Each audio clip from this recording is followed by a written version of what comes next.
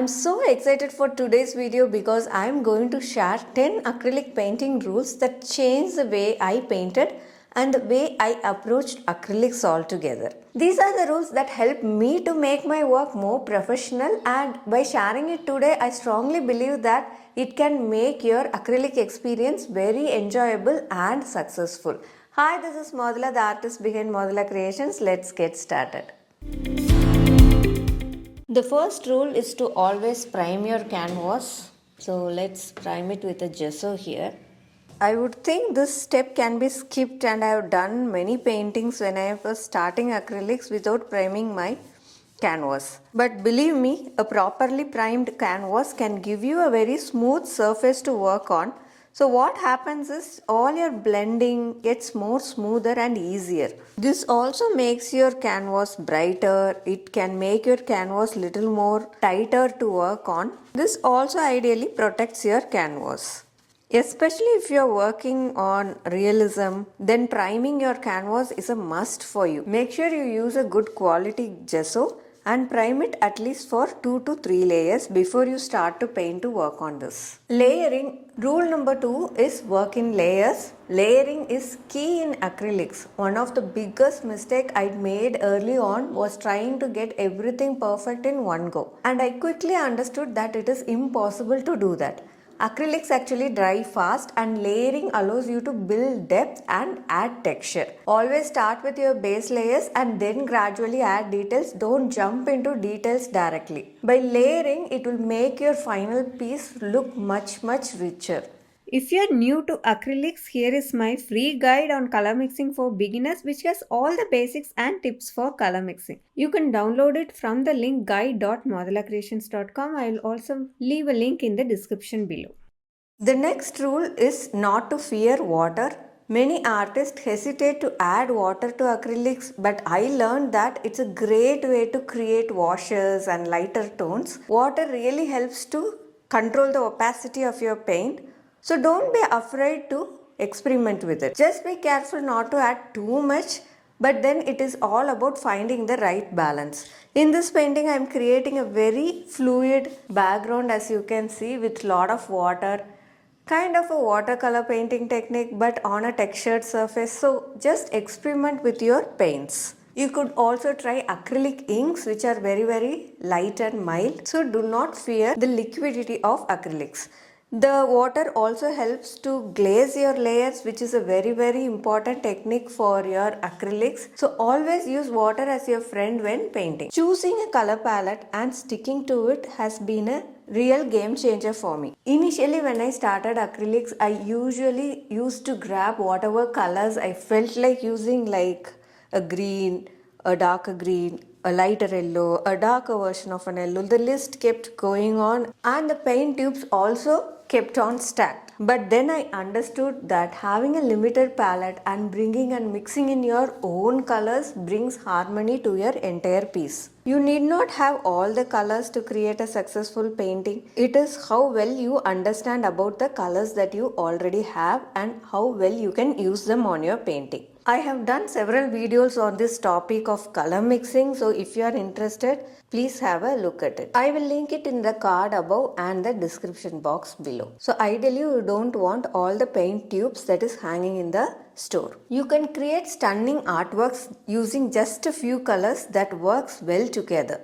If you are new to acrylics, here is my free guide Better Your Acrylics, which has top 25 tips to improve your acrylic paintings. You can download it free from the link book.modulacreations.com. I will also leave a link in the description box below. The next rule is to invest in good brushes.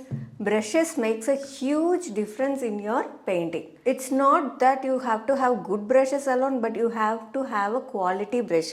Otherwise, the bristles will start falling off and sticking onto your painting, and it can be very frustrating to keep removing those bristles off your painting.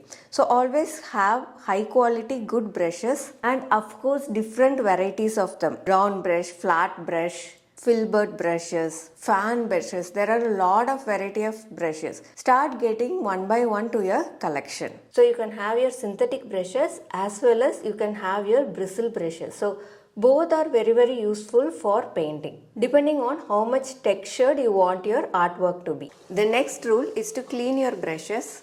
One simple rule, but it can change everything. Cleaning my brushes thoroughly after every painting session or between the color changes means no more paint buildup. Plus, it helps to maintain the life of your brushes, and also it ensures that your colors don't get muddy. Some of these brushes here are more than 10 years old, and I am able to keep it very soft at the bristle edge till now because of this only reason. Taking proper care of it and rinsing it quickly can go a long way for you. The next rule is to experiment with palette knives.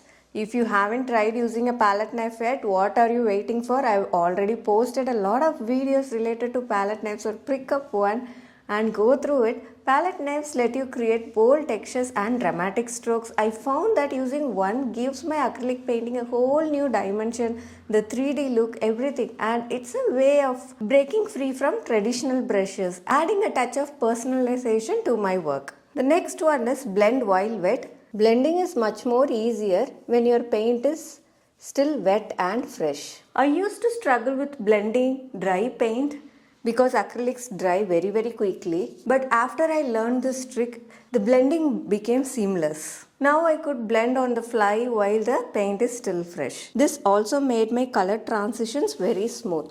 So I usually place colors next to each other and blend them side by side when the paint is still wet. So between each of these, wash your brush, wipe it on a cloth, and then bring it on your canvas.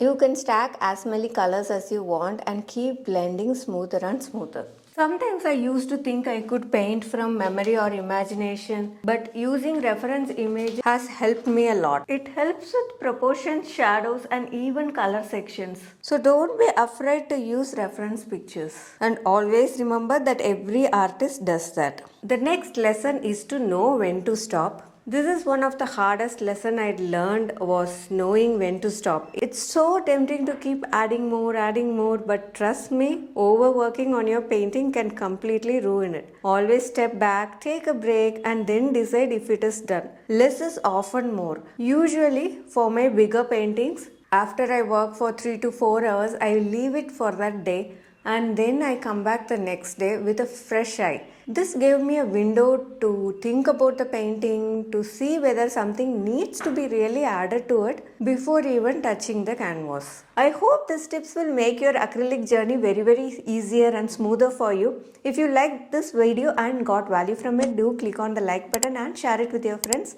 I do keep posting video tutorials which are very useful and detailed like this one every single week. So do subscribe and stay connected. We will meet in another similar video. Till then, bye from Modula. Happy painting.